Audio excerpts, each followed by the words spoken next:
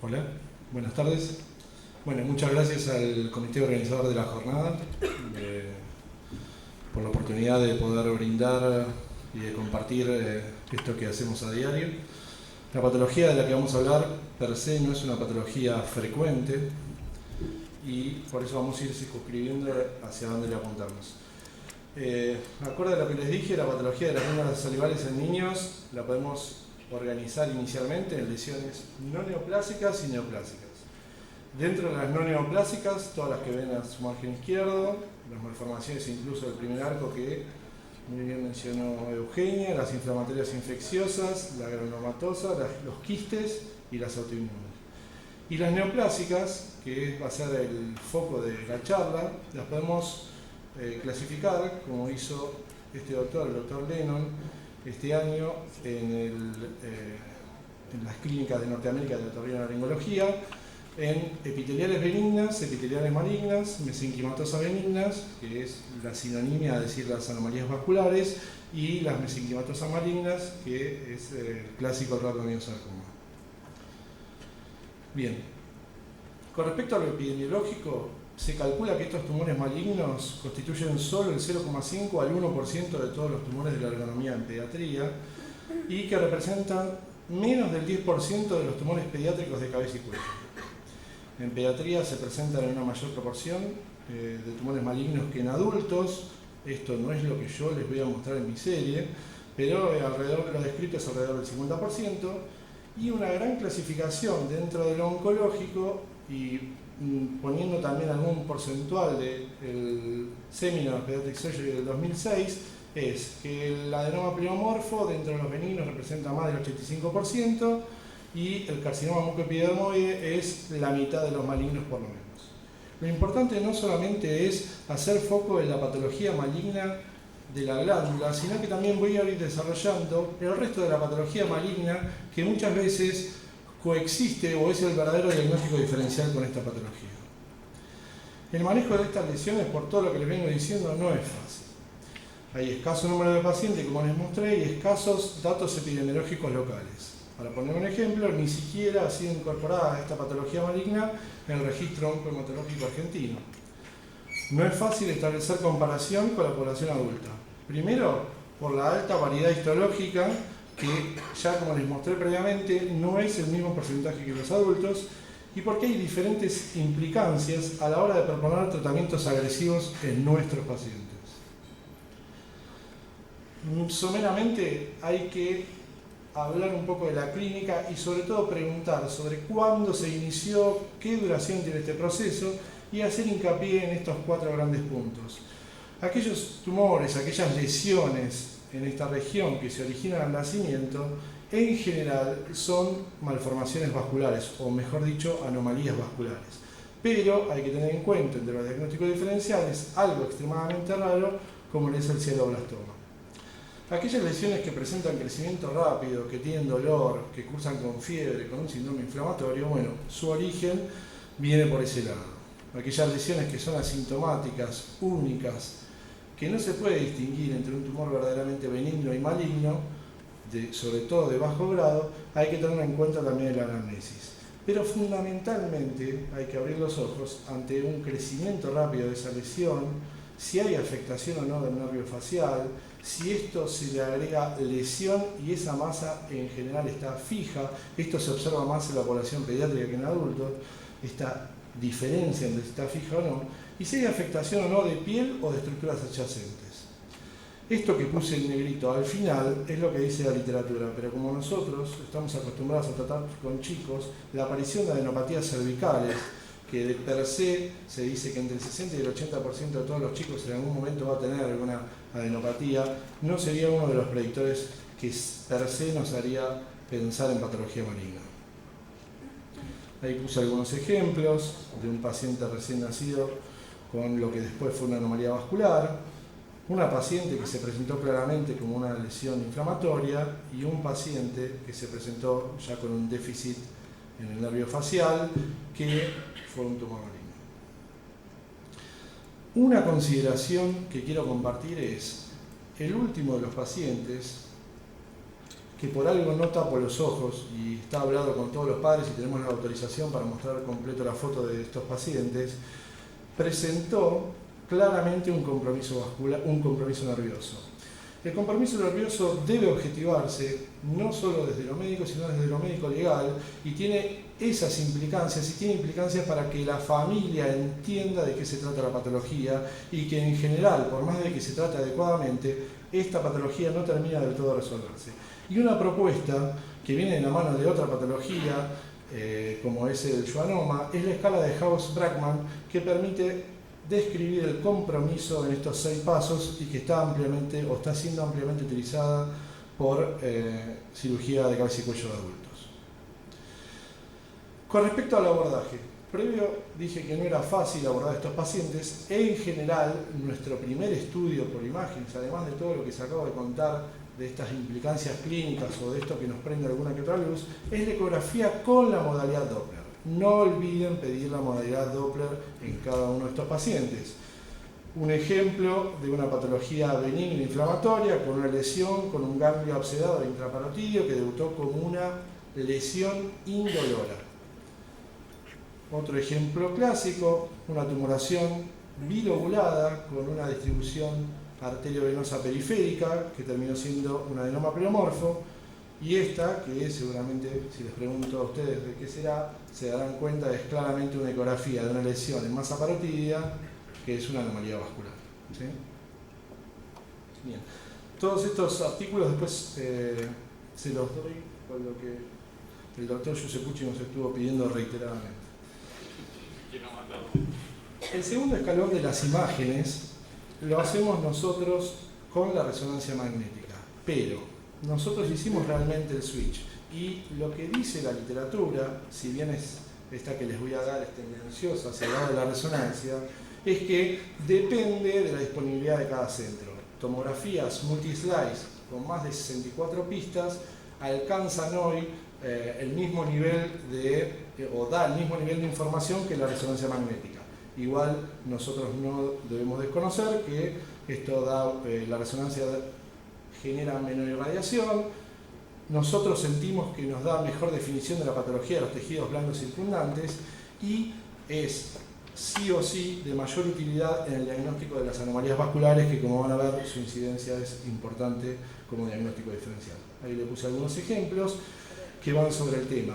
Por ejemplo, en esta resonancia nos muestra la lesión, pero nos muestra el desplazamiento de la glándula parótida y no el verdadero compromiso, o esta, que tiene que ver con el último punto que les mostré, que tiene que ver con una anomalía vascular de la glándula parótida. Mientras que acá vemos la lesión por tomografía. Quiero hacer hincapié con el algoritmo. Ya les hablé de las imágenes y de los 2 pasos, de los 2 steps que hacemos de imágenes. La ecografía con la modalidad de Doppler y en nuestro caso la resonancia. Nosotros, para completar el paciente o para llevar el paciente a quirófano, siempre tenemos diagnóstico histológico, ¿sí? Y ahora voy a sustentar el porqué. El diagnóstico histológico lo logramos mediante una PAF, que puede ser directamente de la lesión, la cual se pasa directamente, o con control ecográfico o control tomográfico. No desconocemos que muchos de nuestros pacientes requieren para hacer este procedimiento anestesia general. Por eso, a veces embrocamos el segundo paso, o sea, después del ecodoppler, coordinamos hacer la tomografía multislice o eventualmente la resonancia y la punción al mismo tiempo. Como este ejemplo que les pongo acá, el paciente, mientras se realizaba la tomografía, se realizó la punción aspiración con la aguja fina y congelación en el momento. Con respecto a las biopsias, quería jerarquizar 2 puntos. Las biopsias incisionales son inapropiadas. Como les puse ahí, tienen riesgo de lesión del nervio, diseminación tumoral, como nos pasó en uno de los pacientes que les voy a mostrar, compromiso de los distintos compartimentos del cuello y complican, por todo lo que les mencioné, el tratamiento anterior. Las biopsias excisionales a cielo abierto son necesarias si y solo si en nuestro algoritmo la PAF no ha sido diagnóstica, o mejor dicho, la PAF reiterada no ha sido diagnóstica. Nosotros esperamos entre una y la otra, si la patología lo medita, 3 meses, alto índice de sospecha de malignidad por todo lo que les mencioné, y la biopsia excisional de la glándula parótida generalmente consiste en una parotidiectomía superficial. Este estudio tiene sus limitantes, no puede ser reglamentada a cualquier edad sin apoyo anestésico, como les mencioné. No es posible distinguir en muchas de las oportunidades entre un adenoma pleomorfo y un tumor epitelial maligno. En general, aquellos que tienen alguna histología acinar o adenoquística sí son fáciles de distinguir, pero los epiteliales puros, como el mucoepidermoide, no siempre es difícil de distinguir del pleomorfo. Entonces, después de la falla de lo primero, y si encontramos esto, nosotros postulamos realizar una biopsia por punción guiada por ecografía con Trucut. Con respecto al tratamiento, de nuevo, parece verdad de perogrullo, pero es acorde a la patología. Voy a hacer hincapié en la cantidad de diagnósticos diferenciales que encontramos en este tipo de patología. En general, este tipo de lesiones se pueden clasificar en tres grandes grupos: las benignas, las malignas de bajo grado y las malignas de alto grado. Esto debe ser el primer approach para el tratamiento de la patología. Los objetivos quirúrgicos son siempre los mismos: la exéresis completa de la lesión sin abrir el tumor para evitar así la diseminación tumoral y obviamente evitar la lesión del nervio facial. La parotidiectomía superficial es adecuada para controlar la mayor parte de los tumores benignos y malignos del lóbulo superficial. Es extremadamente raro que comprometa el lóbulo profundo, pero si en ello se da, la parotidiectomía debe ser total. Algo que está en boga, en realidad los adultos, hace más de 10 años o más de 15 años que están con esto, que es la parotidiectomía parcial superficial, o lo que hoy llaman la cirugía en menos. Lo que uno encuentra en la literatura de este año, ¿sí?, y si va para atrás un poquito de los últimos años, es un gran, ¿cómo decirlo?, ilusionados, o los que más publican de esto casualmente son los españoles. Y el último, el que más reflejaba una experiencia más grande, es este que decía el rol de la parotidiectomía para tumores benignos. Lo que clásicamente se utilizó para la parotidiectomía parcial superficial eran lesiones de menos de 1 centímetro con diagnóstico histológico, como les mencionaba, ubicados en la cola de la parótida o región subángulo-mandibular de adenomas pleomorfos. En nuestra experiencia hemos hecho un solo caso y tuvo recidiva, y tuvimos que, en una segunda instancia, luego de 2 años de libre de enfermedad, volver a operarlo y hacer la parotidiectomía superficial completa, lo cual implica una reoperación en la célula parótida. Otra de las causas que uno encuentra buscando en la literatura para esta parotidiectomía parcial superficial son causas infecciosas. Y hablaba antes de los chinos, por ahí mi compañera de la mesa. Ellos encontraron hacer este tipo de cirugías cuando las parotiditis bilaterales se dan secundario a esta micobacteria que ellos tienen como bastante endémica en pacientes inmunocomprometidos. Y por último, que esto sí es lo que rescatamos de los adultos, también de un artículo de este año, ellos hacen cirugía en menos en los tumores de Warthin, ¿sí? El tumor de Warthin es una patología benigna, con bajo índice per se de recidiva, entonces aprovechan la naturaleza del tumor y se hace, ellos hacen, porque en la edad pediátrica, si bien es el segundo en frecuencia, como les puse en las primeras diapositivas, es extremadamente raro. Son aquellos que se sospechan más de lo que aparecen, como tumores benignos. Bien. Otra cosa que he puesto ahí, y puse 2 porcentajes a propósito, uno al lado del otro, es la disección del cuello. La disección del cuello en la patología o en las lesiones de la parótida no debe ser la norma. El porcentaje publicado último sobre la incidencia de metástasis en nódulos linfáticos por patología de glándula salival es más cercano al 3%. Es extremadamente bajo. Por supuesto, nos encontramos obligados a hacer la disección del cuello si en los estudios preoperatorios ya tenemos estudios en nódulos linfáticos aumentados de tamaño o pacientes con lesiones poco diferenciadas, y Esta debe hacerse arreglada más allá de los nódulos que se ve, solo a nivel primero y a nivel quinto en la disección del cuello. Yo también al principio les mostré una frase que tenía que ver con lo poco que podíamos de alguna manera cotejar o ponernos similares a la patología de los adultos con respecto a los que ofrecemos después. Ellos sin duda ante cualquier cirugía oncológica o ante múltiples recidivas de cirugías benignas indican muy sueltos de cuerpo la radioterapia.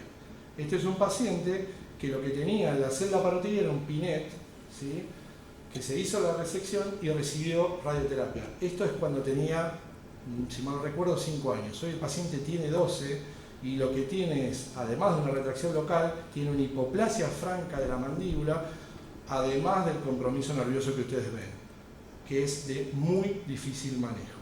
Entonces, la radioterapia solo en tumores de alto grado, ¿sí?, de malignidad, cuando se hayan encontrado restos microscópicos, y un ejemplo es cuando se encuentran restos microscópicos sobre el nervio.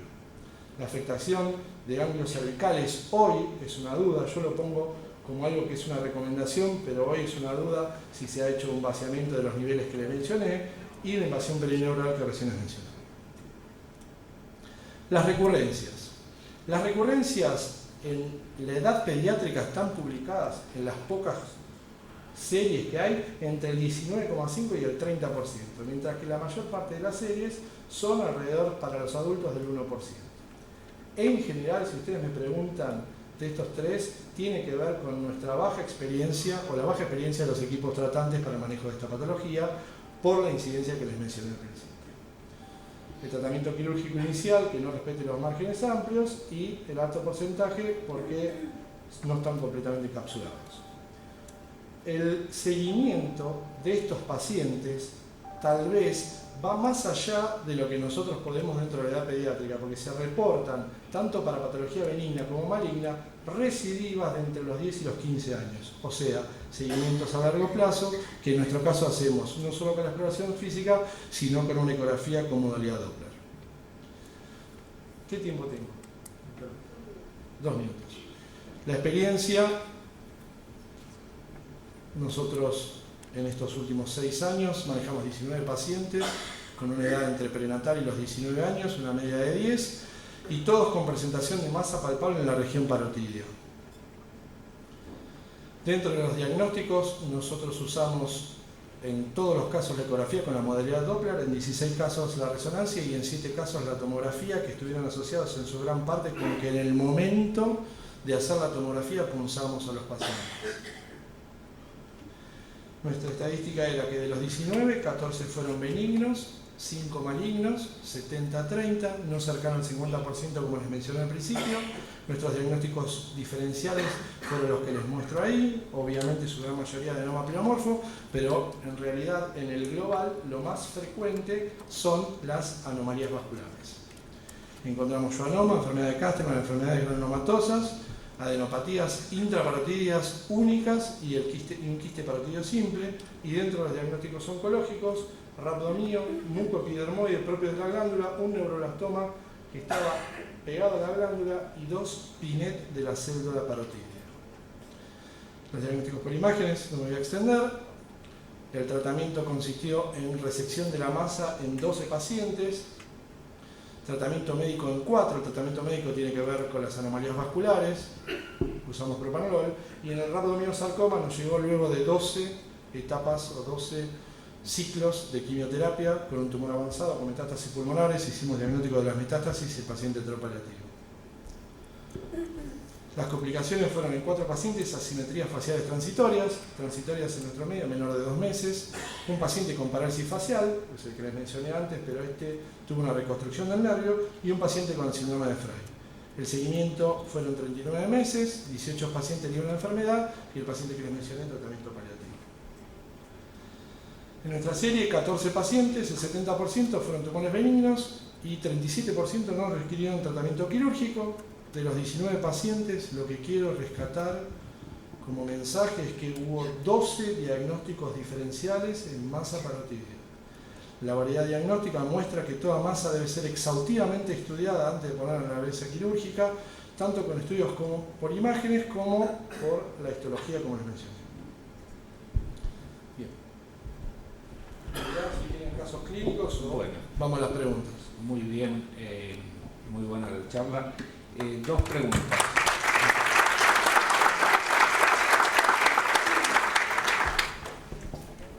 La primera de ellas es, dijiste que haces punción con aguja fina en todos los pacientes. En los que sospechás también una anomalía vascular, haces punción o en esos vienes otra conducta.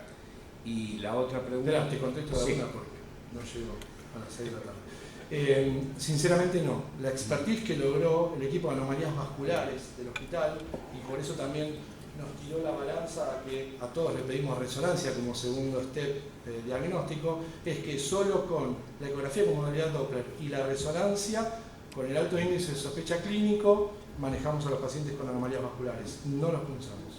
Perfecto. Hay uno de los casos que por no punzar terminó en cirugía, pero no el tipo de mostrar. Y la otra pregunta, ¿qué haces con las parotinitis recidivantes? Bien, todo un tema aparte. La respuesta sería psicoterapia, psicoterapia familiar. La parotiditis recidivante no tiene ninguna implicancia a futuro sobre el desarrollo de las glándulas, más que la incomodidad que el paciente oscile entre 2 y 8 o 10 en su pico de edad o en sus 2 picos de edad de parotiditis anuales, ¿sí? La parotiditis recidivante es una enfermedad que no se ha terminado de caracterizar si era algo autoinmune o en algunos casos secundaria a procesos virales mal curados, decía la abuelas, ¿sí? Como un proceso autoinmune secundario a algo viral. La parotiditis recidivante son aquellos chicos que tienen entre 2 y 5 veces por año inflamaciones de la glándula que en 48-72 horas cursan en general con disminución del dolor y espontáneamente a la curación. Muy pocos casos coexisten con infección o sobreinfección bacteriana y son muy pocos casos los que hay que darle antibiótico, ¿sí? A todos los que hacemos son fluidificadores salivares, psicoterapia, les contamos todo esto que te estoy contando a vos y los controlamos a largo plazo. Los 2 picos de incidencia son entre los 8 y los 10 años y lamentablemente al final de la adolescencia, alrededor de los 15 o 16 años, cuando vuelven con todo esto pensándose ya curados. Lo que se ve en adultos, lo que se lee en la literatura de adultos, de pacientes con patología de parotiditis recidivante, es que no hay mayor índice ni de tumor ni de atrofia de la glándula, que fue durante mucho tiempo hacia donde el alto índice de sospecha.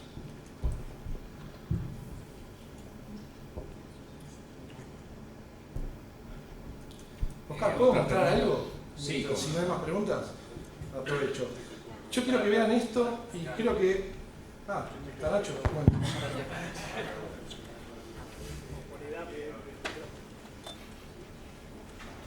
Yo te quería preguntar bien, porque veo que tenés un montón de diagnósticos distintos. La verdad me cuesta pensar que puedas hacer diagnóstico de todo esto con PAF solamente y desaconsejás la biopsia incisional. Entonces te quería preguntar, digamos, ¿cuántos con PAF te alcanzó? Y en los que no te alcanzó, si fuiste directamente a sacar la lesión, pienso en el neuroblastoma, en el pinet y demás, si vas a ir a sacar la glándula y hacer una parenterectomía, ¿cómo es el asunto? En los tumores, en la patología oncológica, en el 100% alcanzó. Mucho, Nacho, vos sabés, tiene que ver con la expertise del patólogo, ¿sí? Tenemos la suerte en nuestro hospital de tener un patólogo que recibe citología de parótida asiduamente, porque es un hospital que también trata pacientes adultos. Eso es lo primero.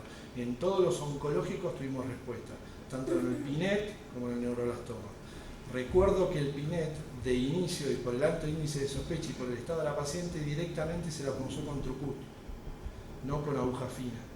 Y esa es otra de las cosas que hablamos con el que punza, y el trucut da mucho más tejido, ¿sí? En 2 casos hubo, la no puedo mostrar, pero en 2 casos hubo diferencia diagnóstica, lo que hicimos fue congelación y de hecho cambiamos dentro del intraoperatorio de una exéresis de la lesión a una parotidiectomía parcial superficial. Uno de ellos es esta chica Amada, ¿sí? Sí, doctor González. Bueno. Daniel, no me queda clara el rol de la biopsia incisional versus la incisional en la parótida. O sea, estoy de acuerdo con la PAF en todos los casos, no estoy de acuerdo con la incisional, y la incisional me parece que siempre tiene que ser una parotidectomía superficial. No me queda claro si hay algún rol que no sea la parotidectomía superficial para esa biopsia. No hay. Eso es a lo que me refiero. Y está bueno reforzar el concepto. La incisional, lo que tradicionalmente nosotros estamos acostumbrados a hacer en cualquier adenopatía, que vamos, sacamos un pedacito y tenemos diagnóstico, en la patología de la glándula parótida no va. Sobre todo por la siembra. Tuvimos uno de los pacientes, ese famoso, que vino biopsiado incisional y tuvimos que tratarlo como un sarcoma, el músculo epidermoide, con una gran resección y con parte de colgajo, ¿sí? Por el compromiso cutáneo. Y la biopsia escisional es la sinonimia, es decir, para la epidectomía parcial superficial. Y una última pregunta, ¿qué rol le asignás a la biopsia por congelación para guiarte en un posible vaciamiento ganglionar? Más que por la clínica, ¿no? Tener un ganglio aumentado de tamaño. Nosotros le damos bolilla. Lo hacen de rutina. Lo hacemos de rutina. Todos los pacientes que operamos de parótida tenemos el patólogo ahí. No me estoy de acuerdo. ¿Qué tal, Daniel? ¿Cómo te va? ¿Qué tal? Para un poco especificar, sabemos que la patología más frecuente es la benigna y vos nombraste así superficialmente anomalías vasculares. De tu serie, ¿qué has tenido? ¿Bajo flujo, alto flujo, hemolinfangiomas? ¿Y si los tratás vos o los trata el servicio de intervencionismo? ¿Con qué? Sí. La que tuvimos es lo que vos denominás bajo flujo, que ya no se lo llama más, que es el hemangioma infantil, que es el que tarda hasta 2 años el pico de crecimiento y luego disminuye. El RICH, como les puse ahí, fueron solamente 2 casos. El RICH es el rápidamente involutivo, es aquel que en los primeros 6 meses ya desapareció prácticamente la lesión. El tratamiento lo da el equipo de anomalías vasculares que tenemos en el hospital, ¿sí? Y cuando lo requiere, por fuera de eso, el hemangioma. Como sabemos, la evolución clara de la patología solo se esclerosarían aquellos que pasan más allá de los 2 años, porque esperamos claramente la curva de que disminuyan y se tratan como cosas estéticas, ¿sí? Pero si uno fuera a hacer una esclerosis, lo hace la gente de intervencionismo. También reforzar de que el mayor crecimiento también en la serie que presentaste puede que se presenten en el momento de la presencia normal, es decir, en la pubertad, donde tiene mucho que ver el aspecto hormonal en el crecimiento de este tipo de anomalía. Sí, bueno, si podés presentar los casos que hay tiempo. Es un minuto para mostrar nada más, a pesar de que Puideval me mira como diciendo, ¿y este qué va a hacer? Estos son 2 casos clínicos que vinieron secuencialmente, uno y al mes vino otro. Amada y Yamila. Amada vino con una masa indolora en el lado izquierdo de 6 meses de evolución, nada más, ¿sí? Y Yamila vino con una masa indolora del lado derecho de 4 años de evolución, se había dejado un poco. Ninguna refiere antecedentes y las ecografías hechas en distintos hospitales, porque parece que copié lo mismo, eran formación sólida heterogénea, en el caso de Amada de 21×22 en la región parótida superior izquierda, y en el caso de Yamila, formación heterogénea un poquito más grande en la parte superior de la parótida derecha. Se le realiza, según nuestro algoritmo, la resonancia magnética, se ve la lesión, en este caso de Amada, y se ve esta otra lesión que yo ya previamente les mencioné, que evidencia aparentemente un plano de clivaje con la parótida del lado derecho de Yamila. Seguimos con el algoritmo y las punzamos. Y esto tiene que ver un poco también con la pregunta de Nacho. La punción de aspiración con aguja fina fue una lesión compatible con un adenoma pleomorfo, en el caso de Amada, y en el caso de Yamila era una proliferación fusocelular que el material incluso alcanzó para hacerle el S100. Y eso nos dio el diagnóstico de schwannoma. 2 chicas que parecen venir de la mano con estudios complementarios casi similares. En una planeamos la exéresis quirúrgica completa con visualización y electroestimulación. Hicimos la escala de Haus-Brackmann y hablamos de lesión per se del nervio facial, porque en este caso la patología está sobre el nervio facial intraparotídeo, y en el otro, esta es una parte, esta que yo les puse acá compatible con adenoma, venía un poquito más embarrado, le hicimos la exéresis de la lesión, mandamos congelación y proseguimos a la parotidiectomía parcial superficial, y ese fue el tratamiento definitivo. ¿Sí? Solo para mostrar esto, que me pareció que era como para tener en cuenta que no es solamente, o que la mayor parte, como habitualmente nos manejamos, es un adenoma pilomasto. Muchas gracias.